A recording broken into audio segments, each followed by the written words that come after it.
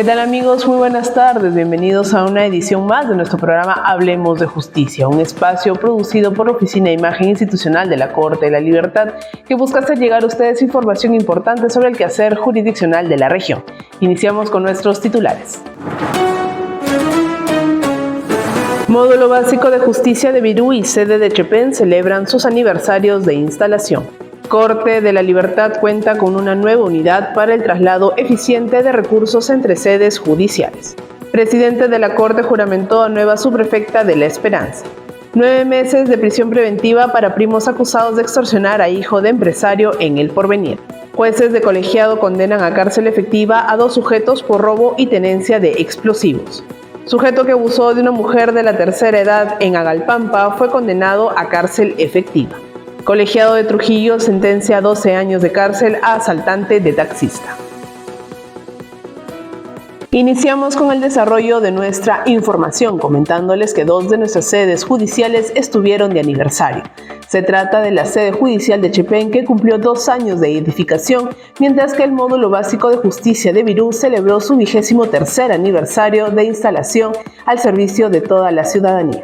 Con ceremonias protocolares y con la participación de magistrados y personal jurisdiccional y administrativo, así como autoridades de las provincias, se celebraron los aniversarios de instalación de la sede judicial de Chepén y el Módulo Básico de Justicia de Virú. La familia judicial de Chepén contó con la presencia del titular de la Corte Superior de Justicia de la Libertad, Víctor Alberto Martín Burgos Mariños, y el juez superior titular Juan Rodolfo II Zamora Barbosa, quien es considerado como el gestor del proyecto para la edificación de esta moderna estructura que cumplió 2 años al servicio de la ciudadanía chepenán. El juez superior titular Juan Zamora Barbosa felicitó a todos los integrantes de esta sede por su aniversario y les recordó que este edificio se construyó para ofrecer y garantizar justicia a los usuarios, quienes son los destinatarios y la razón de ser del trabajo que se realiza en esta dependencia judicial. El presidente de esta Corte Bicentenaria destacó la gestión desarrollada por el doctor Zamora Barbosa, ya que gracias a él se pudo contar con el expediente técnico para la construcción de este edificio, que es uno de los más modernos de la región. Finalmente se realizó el reconocimiento institucional a los servidores Luz Nelly Quiroz Novoa y Antonio Dilberto Sánchez Castillo por su trayectoria como parte de este equipo judicial que se encuentra al servicio de los usuarios litigantes. A la par, los magistrados, personal jurisdiccional y administrativo del Módulo Básico de Justicia de Virú celebraron el 23º aniversario de instalación de esta dependencia judicial. Fue el magistrado Noé Pedro Navarro Chávez, del Juzgado de Investigación Preparatoria de Virú, quien se dirigió a los asistentes y ratificó su compromiso y el de todo el equipo para seguir ofreciendo un buen servicio de justicia, pese a la carga procesal existente causada por los altos índices de hechos delictivos en la provincia. Como bien anunciaba el titular de la Corte de la Libertad, el doctor Víctor Burgos Mariños, se continuará gestionando para que todas las provincias de la región cuenten muy pronto con infraestructuras adecuadas y modernas para ofrecer un óptimo servicio de justicia. Y ahora les comentamos que la Superintendencia Nacional de Aduanas y Administración Tributaria, SUNAT, donó a la Corte Superior de Justicia de la Libertad una unidad vehicular con la que se pretende reducir los tiempos y el costo de traslado de tanto expedientes, infraestructura tecnológica y también mobiliario entre las demás sedes judiciales. Gracias a las gestiones realizadas por parte de la Presidencia y la Gerencia de Administración Distrital de la Corte Superior de Justicia de la Libertad, se recibió en calidad de donativo un camión con capacidad de 5 toneladas, el cual se utilizará para realizar eficientemente el traslado de mobiliario, infraestructura tecnológica y expedientes entre las sedes judiciales de la región. Durante la entrega, el gerente de administración distrital de esta Corte Bicentenaria, Eli Castillo Medina, informó que esta donación provino de la Superintendencia Nacional de Aduanas y de Administración Tributaria, SUNAT, e implica que la institución podrá ahorrar el tiempo y los costos de transporte, ya que reemplaza la carga de 5 camionetas.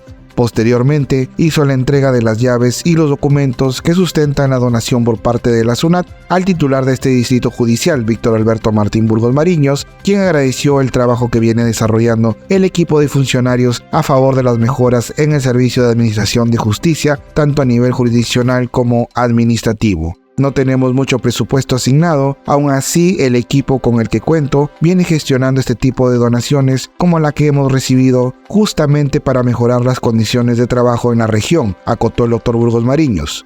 A esta simbólica entrega participaron magistrados superiores y el personal administrativo que gestionará el uso de esta nueva unidad que se pondrá a disposición de toda la familia judicial de la Corte de la Libertad. Es importante resaltar el trabajo que viene desarrollando la Gerencia de Administración Distrital de esta Corte Bicentenaria, no solo para suplir las necesidades de las áreas administrativas y jurisdiccionales, sino también para poder gestionar este tipo de donaciones que permitan optimizar la labor judicial de nuestra institución. Y el titular de la Corte de la Libertad recibió el juramento de la nueva subprefecta de La Esperanza en una ceremonia protocolar. En dicha actividad participaron importantes autoridades de este distrito y también de la región.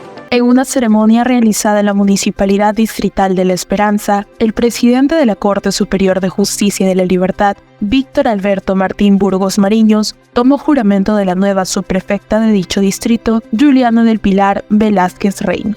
En este evento, el máximo representante de la justicia en la región le auguró éxitos en su nueva gestión, invocándola a trabajar de la mano con las demás instituciones para restablecer la paz social y erradicar la criminalidad en su localidad.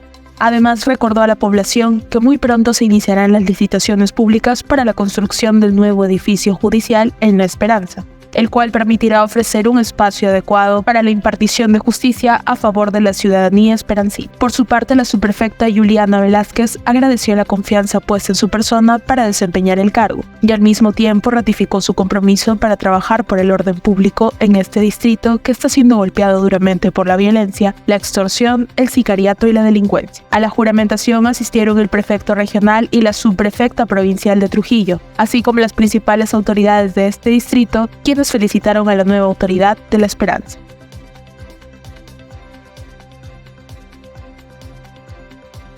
Desde aquí le auguramos los mejores éxitos a la nueva subprefecta del distrito de La Esperanza y esperamos que pueda concatenar los esfuerzos de cada una de las instituciones para poder restablecer la paz social en este distrito tan azotado por la delincuencia.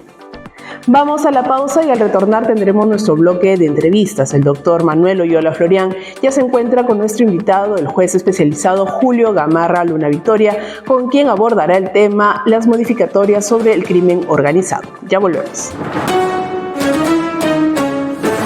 Ingresa las demandas aminorando los costos de tiempo y dinero de los representantes legales de las niñas, niños y adolescentes que solicitan la ejecución de actas de conciliación de alimentos. Utiliza el formulario de demanda de ejecución de actas de conciliación extrajudicial de alimentos para niñas, niños y adolescentes que la Corte de la Libertad ha puesto a disposición para ti. Descárgalo en el siguiente enlace: Corte Superior de Justicia de la Libertad. Mejores personas hacen una mejor justicia.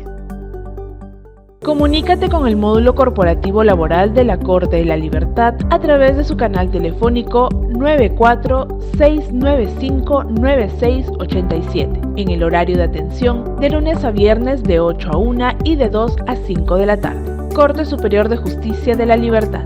Mejores personas hacen una mejor justicia. Promovamos la ética y la integridad en nuestra Corte. Si conoces algún hecho de corrupción, denúncialo a través de la plataforma digital única de denuncias, denuncias.servicios.gov.pe. Corte Superior de Justicia de la Libertad. Mejores personas hacen una mejor justicia. Conoce los canales de atención de la Oficina de Prevención, Supervisión e Inspección del Área de Quejas Verbales de la Oficina Descentralizada de la Autoridad Nacional de Control de la Corte de la Libertad. Puedes comunicarte a través de los siguientes números. También tenemos atención por correo. Recuerda que los usuarios, abogados o litigantes deberán consignar los siguientes ítems al momento de efectuar el reclamo de su queja verbal.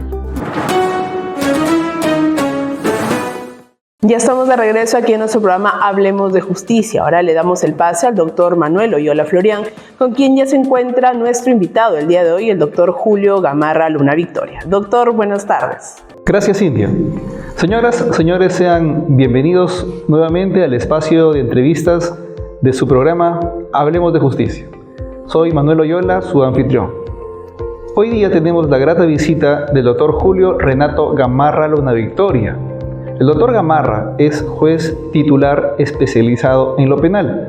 Actualmente es parte del 4º juzgado colegiado supraprovincial transitorio de esta Corte Superior de Justicia. Doctor Gamarra, bienvenido.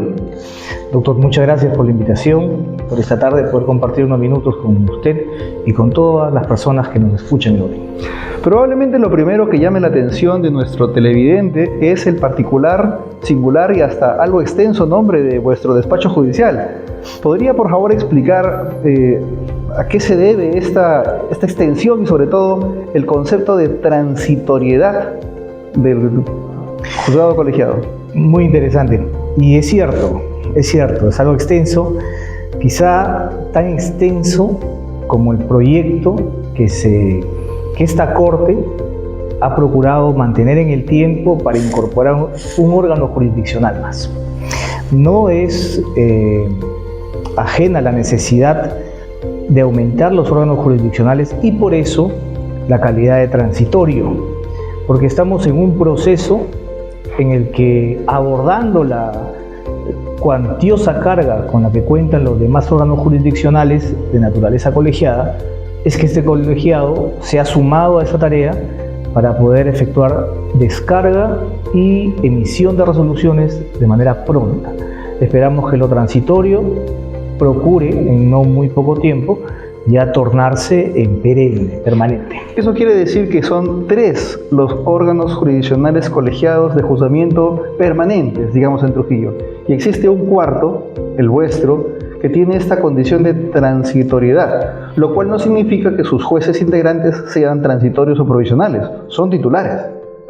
Claro, no, efectivamente.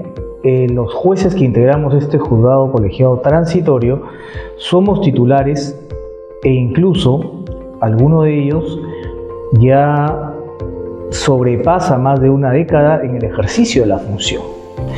Lo que se ha procurado es traer a este juzgado colegiado, como en los demás, obviamente, jueces con cierto nivel de experiencia y el manejo de las causas, sobre todo en las direcciones de juicio oral, para así lograr un proceso eficiente y la emisión de resoluciones en el tiempo resulten eficaces. Correcto. Este juzgado transitorio se ha venido nutriendo tradicionalmente de casos que le envían los otros 3 juzgados para descargar su propio peso procesal. Correcto. Efectivamente, es así como nace, y más aún. Yo me permitiría sumar, en función a lo que advertimos en un inicio en la práctica de este juzgado, que la pretensión fue incluso abordar casos complejos por crimen organizado, un flagelo que no es ajeno a nuestra sociedad y que por el contrario se ha recrudecido en estos últimos años. Sin embargo, también debemos recordar que uno de los casos, digámoslo así, emblemáticos, por lo complejo en su naturaleza, fue incluso derivado a la Sala Penal Nacional. Un caso con cerca de 30 acusados, me parece, si no mal recuerdo, si no es entre los 30, entre los 100 acusados, fue dirigido a la Sala Nacional por la complejidad. Entonces, ese es el tipo de carga de este juzgado colegiado, coadyuvando en los procesos a los demás juzgados de la misma naturaleza. ¿Y cuáles son los casos penales, los procesos principalmente que ven en su juzgado? Todos tienen que ser por su competencia funcional con delitos con penas mayores a 6 años, ¿se entiende? Pero ya en la práctica, ¿cuáles son los tipos penales o los delitos que conocen con mayor incidencia? Los tipos penales que se abordan estadísticamente en mayor cantidad resultan ser aquellos contra la libertad sexual o indemnidad sexual, que esto en adición implica pues cierta gravosidad aún superior, porque cuando hablamos de indemnidad sexual es en agravio de menores de edad, violación Correcto. sexual de menores de edad sobre todo. Y en un paralelo podríamos manejar de manera muy preocupante lo que es bandas criminales y además,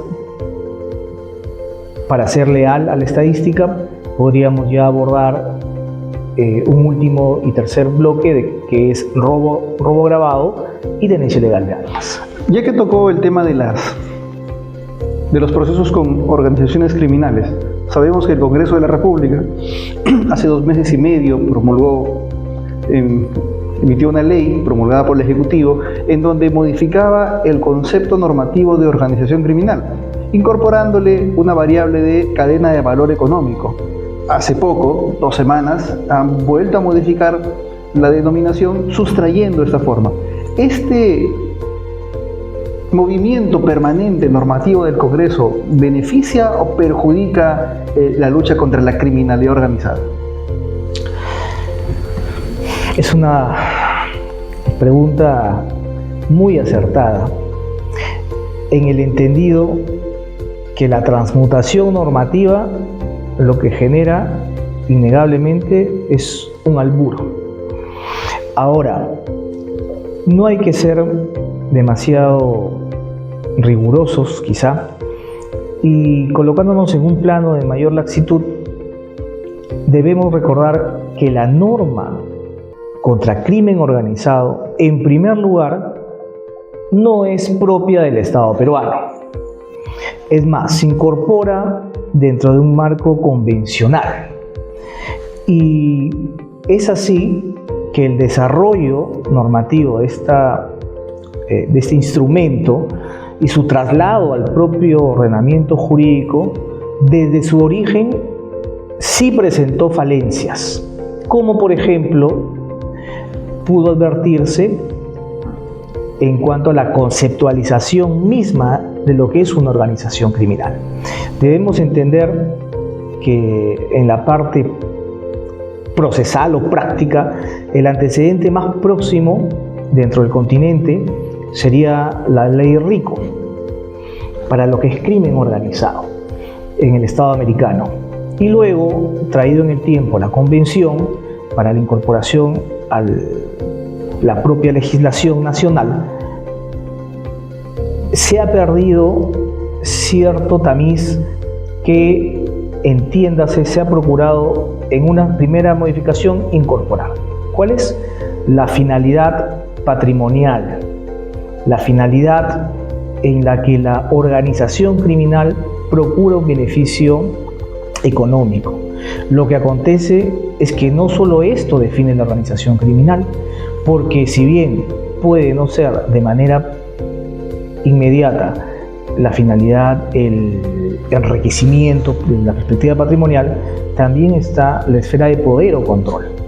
Entonces, creo que en esta materia aún hay mucho camino por recorrer, poder encauzar adecuadamente aún esta norma y necesariamente aquella modificación legislativa que se pueda de pronto emitir, promulgar, debe valorar necesariamente los esfuerzos que todo el sistema está desarrollando de tiempo atrás para que la emisión de una norma posterior no contravenga el propio avance del procesamiento de estas causas y pueda generar, desde el punto de vista legislativo, ciertos espacios en los que se genere un vacío en la aplicación y búsqueda de una resolución final.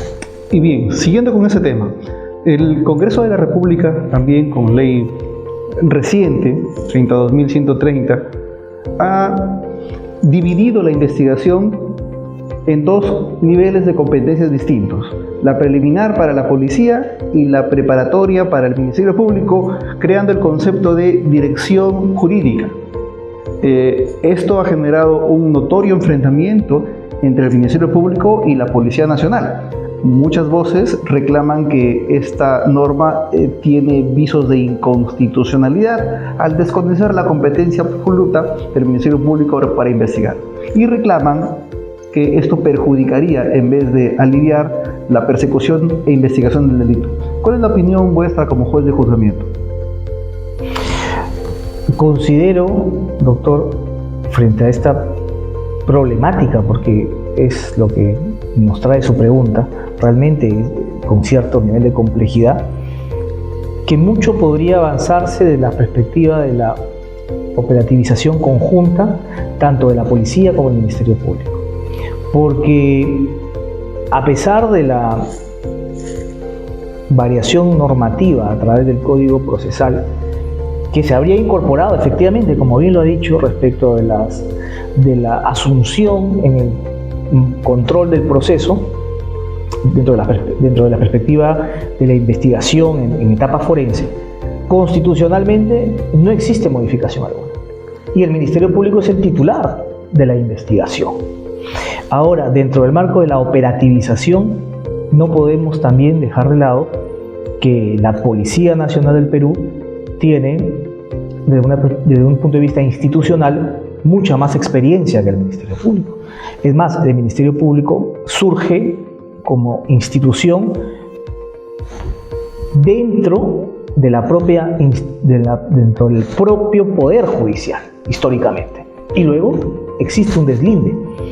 Es así que, en cuanto a la persecución del delito, debería haber un marco de sincronización y además cooperación entre estas dos instituciones para poder lograr una adecuada persecución del delito. Más aún si la norma, tal como ha sido modificada, es cierto, otorga el control de la investigación preliminar e incluso textualmente podría entenderse que traslada también el marco del desarrollo de la investigación preparatoria, tal como el propio articulado contiene, y sin perder de vista ello, del mismo modo, obliga a la policía a dar cuenta desde el primer momento, esto es de la investigación preliminar, al Ministerio Público de su actuar. Bien, seguro el tema va a dar para mucho que hablar todavía, doctor. Estamos, felizmente, por su posición de juez de juzgamiento, está un poco alejado de la investigación preparatoria y del control, pero los jueces de juzgamiento los jueces HIP seguramente van a estar muy atentos por esto. Doctor, le agradecemos por el tiempo que se ha tomado dejando sus labores para venir a atender esta invitación a el programa de la Corte Superior de Justicia, Hablemos de Justicia. Estimados amigos, los invitamos a seguirnos semana a semana. Gracias por su presencia. Cintia, te doy el pase. Gracias, doctor Loyola. Vamos a la pausa y al retornar tendremos más información sobre la labor judicial en nuestra región. Ya volvemos.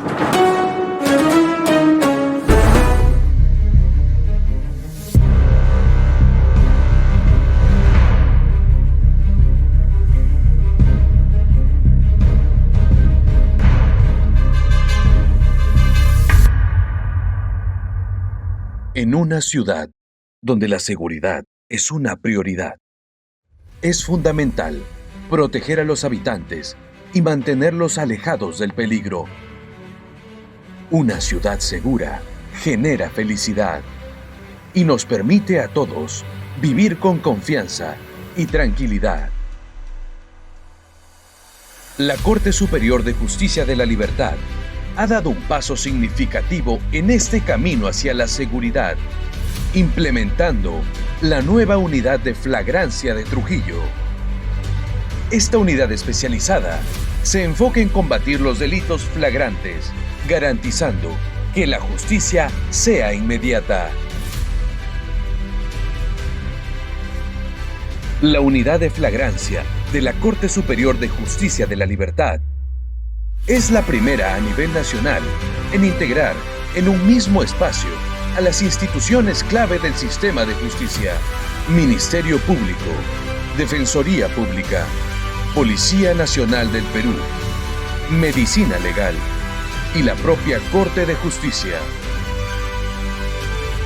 Esta integración genera una respuesta rápida y oportuna ante delitos flagrantes, permitiendo una óptima recolección de pruebas y una atención más ágil a las víctimas, operando las 24 horas del día, los 7 días de la semana.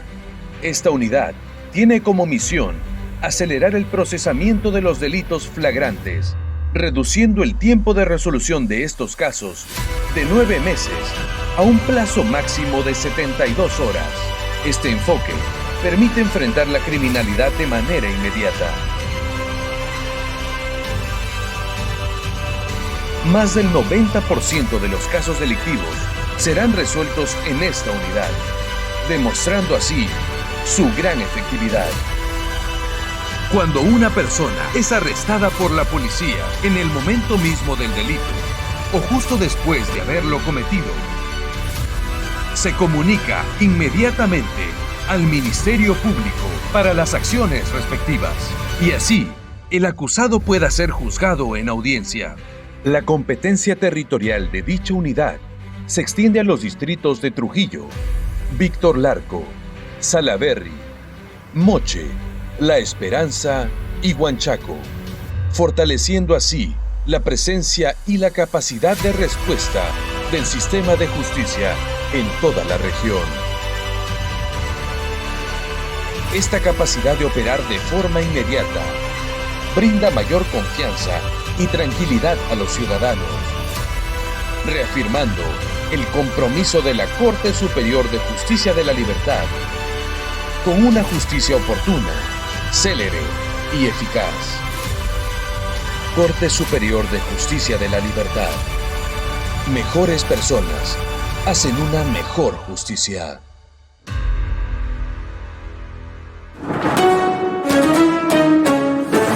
Seguimos aquí en nuestro programa Hablemos de Justicia. 9 meses de prisión preventiva fue la medida coercitiva dictada por la jueza del 6º Juzgado de Investigación Preparatoria de Trujillo para 2 primos acusados de extorsionar al hijo de un empresario en el distrito del Porvenir. Sujetos solicitaban el pago de más de 50.000 soles a cambio de no atentar contra su vida ni la de su familia. La magistrada del 6º Juzgado de Investigación Preparatoria de Trujillo, Irma Riverti Chico, dispuso 9 meses de prisión preventiva para Allen Paredes Tanta y Eliana Villanueva Tanta por la presunta comisión del delito de extorsión en grado de tentativa. De acuerdo a lo expresado por la víctima, el pasado 12 de octubre recibió mensajes extorsivos en los que le exigían el pago de 57.000 soles a cambio de no atentar contra su vida ni la de su familia. Ello debido a que los delincuentes conocían que el padre del agraviado era dueño de una conocida pollería en el Porvenir. Ante estas amenazas, la víctima denunció el hecho, iniciándose el trabajo de seguimiento e identificaciones de los extorsionadores, el cual permitió dar con el paradero de ambos primos, quienes estarían inmersos en este delito. A Eliana Villanueva se le identificó como la dueña de la cuenta de Yape en la que solicitaba transferir el dinero, mientras que a Allen Paredes se le habría encontrado el celular con el que extorsionaba a su víctima.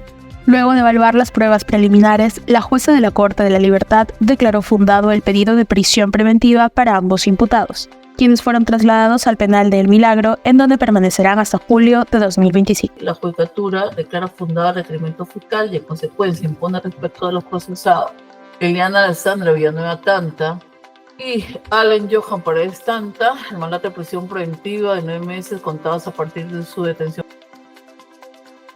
Y 2 sujetos recibieron sentencias condenatorias tras hallárseles culpables de intentar robar una camioneta en el distrito de La Esperanza. Uno de ellos tenía entre sus pertenencias cartuchos de dinamita. Edwin Laiza Juárez y José Quintana Mendoza fueron sentenciados a cárcel efectiva por los magistrados del primer juzgado penal colegiado supraprovincial de Trujillo, luego de que los hallaran culpables de la comisión del delito de robo agravado y tenencia ilegal de residuos peligrosos. En audiencia se dio a conocer que cuando el agraviado estaba a bordo de su camioneta esperando ser atendido en un restaurante en el distrito de La Esperanza, 2 sujetos, entre ellos José Quintana, lo interceptaron y le apuntaron con un arma de fuego para aparentemente robarle su camioneta. Ante dicha situación, la víctima aceleró contra dichas personas, logrando perseguir y capturar con ayuda de vecinos de la zona a Quintana Mendoza cuando intentaba darse a la fuga en un auto conducido por Laiza Juárez.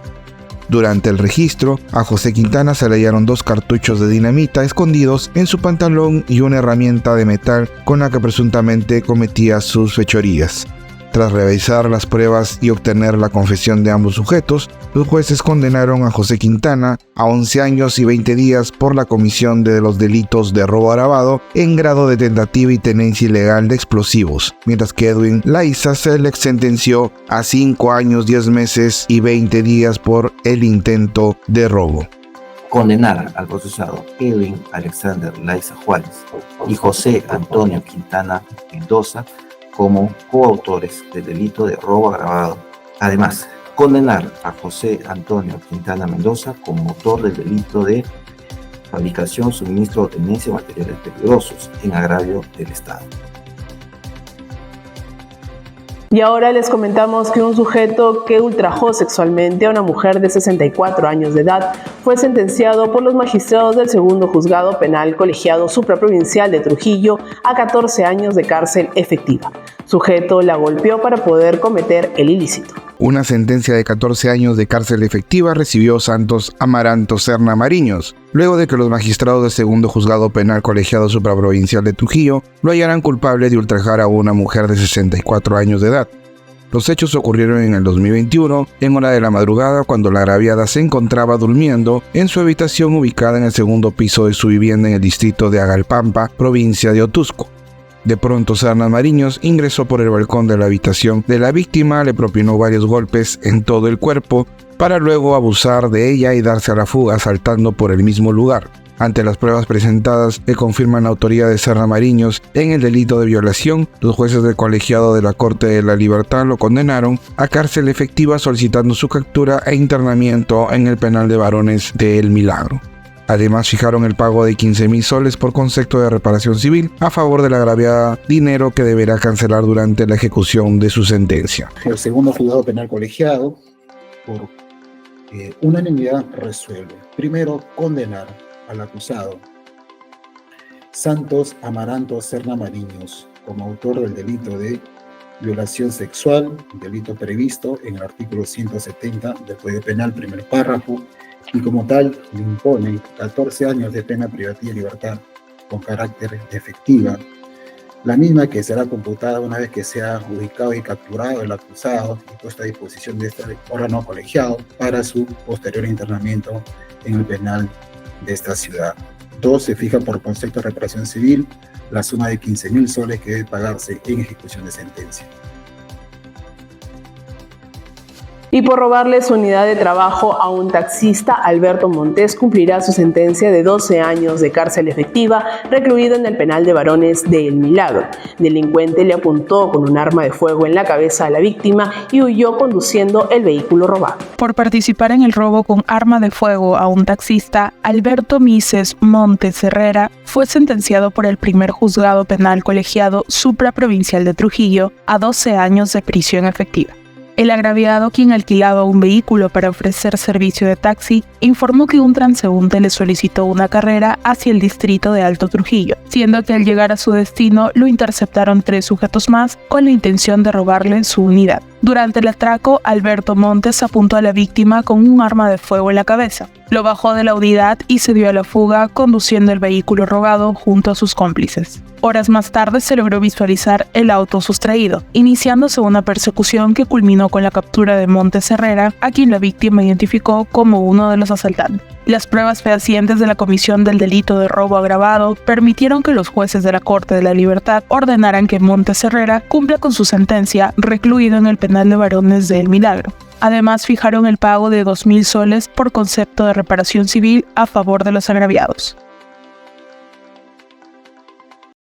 Hemos llegado a la parte final de nuestro programa Hablemos de Justicia y queremos agradecerles a cada uno de ustedes por acompañarnos semana a semana en este noticiero desarrollado para poder brindarles información sobre el quehacer jurisdiccional de nuestra región. Nos reencontramos el próximo viernes. Permiso. Corte de Justicia de la Libertad, 2 siglos de historia, 2 siglos de justicia. Desde 1824, la primera Corte del Perú republicano.